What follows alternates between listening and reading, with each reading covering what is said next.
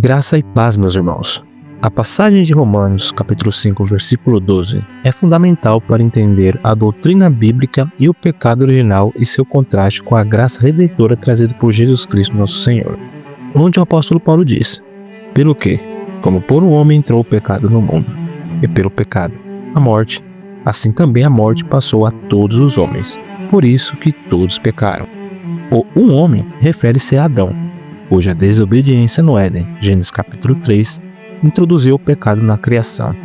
Consequentemente, a morte física e espiritual tornou-se uma realidade universal.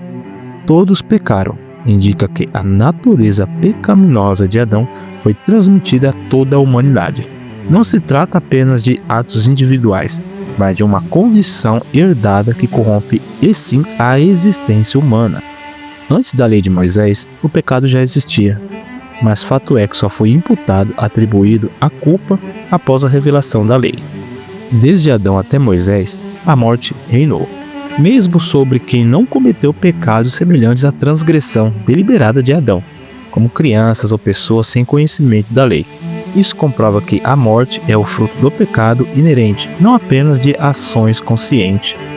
Enquanto o pecado gera condenação, a graça de Cristo não apenas anula essa condenação, mas também oferece justificação e vida eterna em abundância. O dom gratuito, citado no versículo 15 pelo apóstolo, a salvação é um presente imerecido, contrastando com a ofensa de Adão. Se um pecado trouxe a morte, quanto mais a graça de Cristo trará a vida eterna. Assim como Adão nos fez pecadores por natureza, Cristo nos faz justos por graça. Isso redefine nossa identidade, não mais como escravo do pecado, mas sim herdeiro da vida eterna por nosso Senhor Jesus Cristo. A graça não só perdoa o pecado, mas também restaura relacionamentos com Deus, consigo e com outros, e concede poder para vencer o pecado diariamente.